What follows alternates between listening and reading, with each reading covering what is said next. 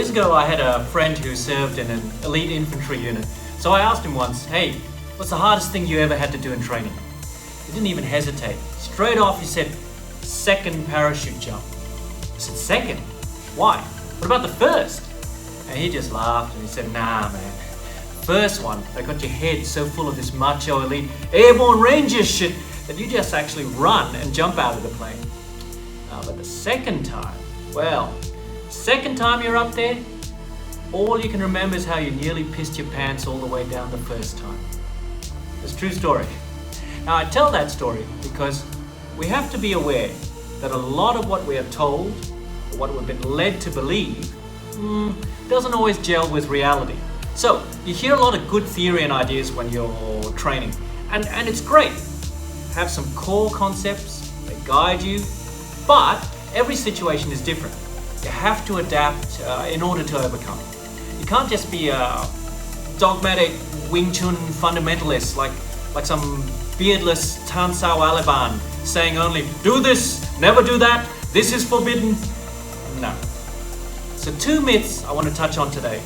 Size and straight in. Okay, so the first problem is size.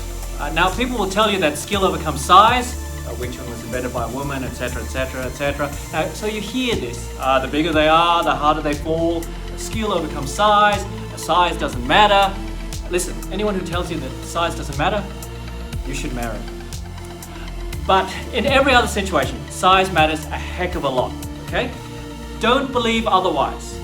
Look at the reality. Henrik here, half my age and twice my strength. And the reality is that guys like him use guys like me to floss their teeth. I don't make these rules, but that's just how it is, okay? Now, it is possible that size can be overcome by skill, but that is not a given. It's not like little skill overcomes a lot of size. Not like that. The equation works the other way, actually. In fact, if I had to put a number on it, my guesstimate would be that 3 years of training for every 10% mass advantage your opponent has. So it's going to take you a lot of years before you can take on someone significantly bigger than you. So size is a huge advantage as it allows the bigger person to shrug off a lot of hits from a smaller person like me.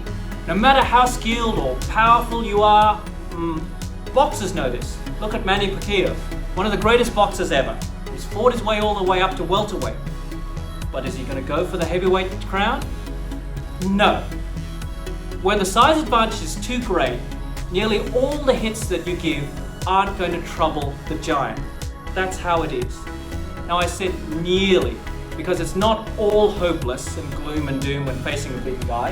Henrik, where's my favorite place to hit someone? I think right here. Indeed, indeed. And this leads us to the second thing that I want to talk about today, and that is going straight in, or attack is defense. That whole idea.